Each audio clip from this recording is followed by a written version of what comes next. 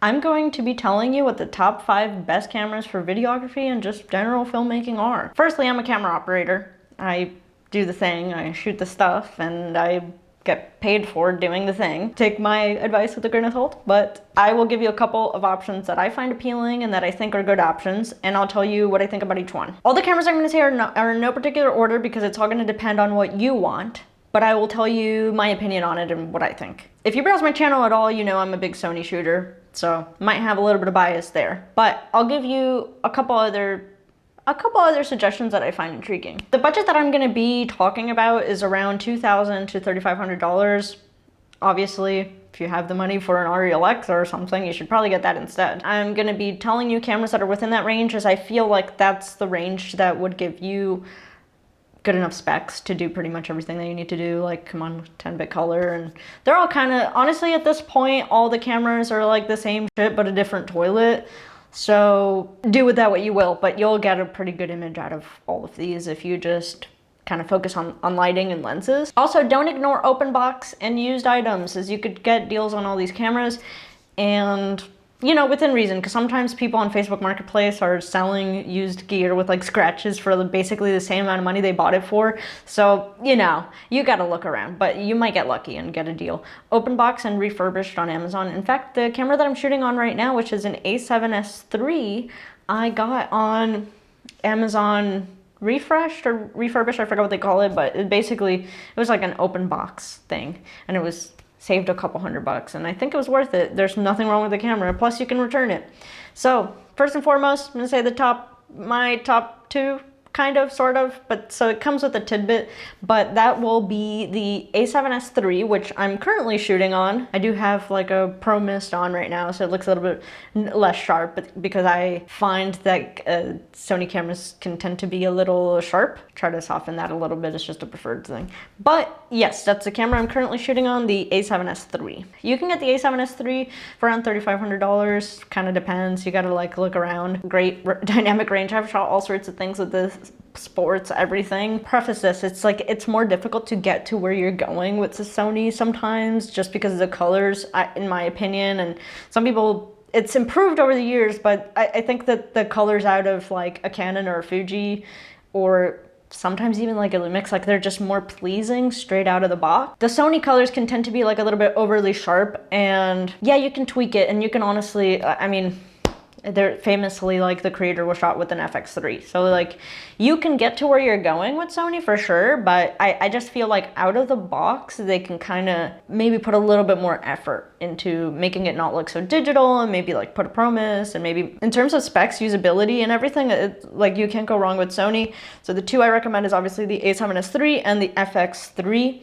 They're basically the same camera, but the body's a little different, so that kind of just depends on you. I went with the A7S III because I wanted the ability to take photos if I wanted to, even though you only get 12 megapixels out of the A7S III. I just kind of preferred that more like photography body, since I already have an FX6. So there's not really like a point to go and get an FX3, in my opinion. Plus, I didn't need the top handle and the other accessories, so it just made more sense for me to get an A7S III. But I have shot with the FX3 as well. It's great. It's the same camera, basically. You got 10-bit for both of them.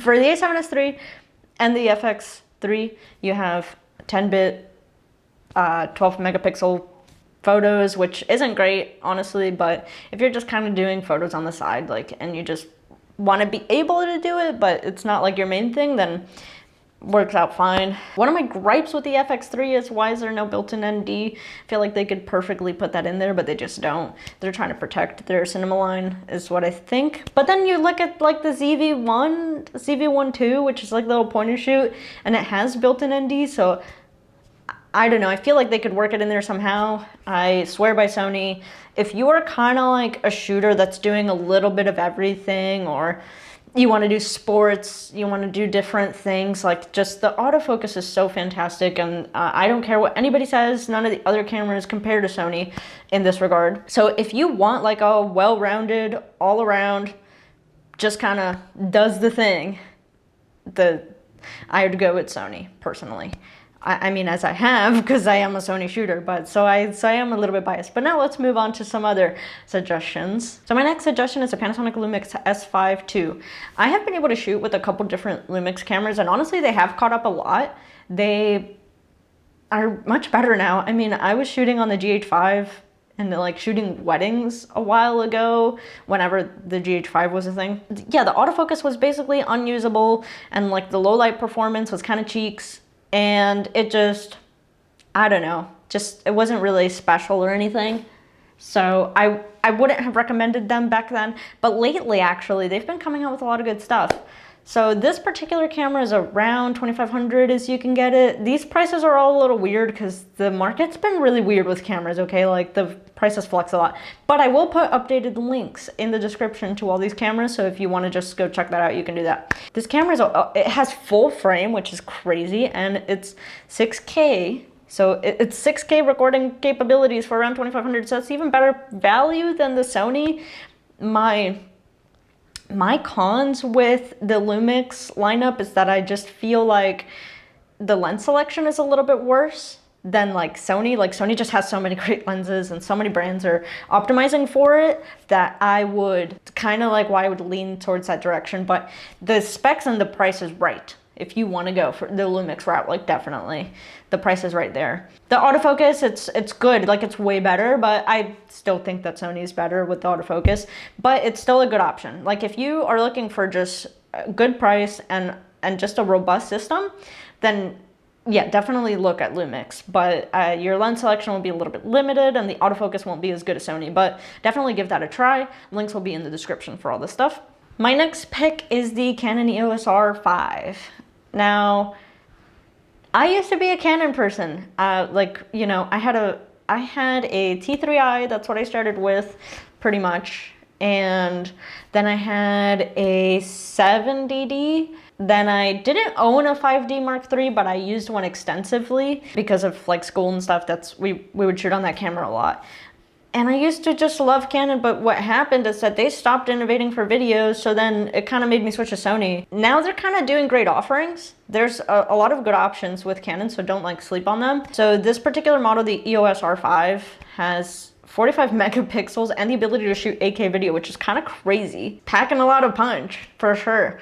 And if you're somebody that just wants like your stuff to just look good with not a lot of like effort, I think Canon's colors are wonderful in my opinion. Like even though I am a Sony fan, I will say that I think that it takes a little bit longer and it's a little bit more effort to get to where you're going with Sony.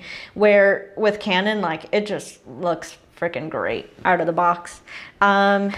This particular model is around 3,500 is what I saw. I saw close to $4,000. You gotta just shop around, but I'll try and find updated prices and everything will be updated in the description so you can take a look. So yeah, the con of this specific model, but you can browse around and there's different kind of like R models with Canon that you can browse around in. But with this particular one, it is a little expensive. I think it's like $4,000, but you are getting a lot. I mean, 8K video and 45 megapixels, that's crazy. That's great value. And now they have a bunch of different, like the Canon has a lot of great stuff, honestly. Like they have the C70 if you want to have crop with like built-in ND, and then they have the C300, and they have a really good lineup, so don't sleep on them. Like definitely go check them out. I chose the R5 for this video because I just felt like it was really well-rounded, but you know, don't be scared to go look at them. I think they got some great options for sure. My next pick, and this one, I've always wanted to really like this brand, and I do. I think that they can look fantastic, but they're not great for, in my opinion, they're not great for like client/paid work, because I feel like you have to, like they're just not optimized to like take it out of your bag, you're shooting and you're ready to go. Like you gotta massage them, if that makes sense, right? And that is the Blackmagic Pocket 6K. So, I mean, it's, as the name states, able to shoot 6K. And I think that the colors and the dynamic range in the Blackmagics are great. You can get them for about 2,500 bucks. Again, there's probably variability in that. But like you can really get a great image out of the Blackmagics, you really can. The problem is that they can just be a little finicky. The autofocus is basically kind of buns, which is fine if you're shooting shorts or maybe music videos or things where you have a little bit more room to mess around with the image, mess around with the lights, and mess around with things. But if you are shooting sports per se and you just want to get it out of your bag and you're off to the races and you're shooting and you're doing interviews and then you're getting up,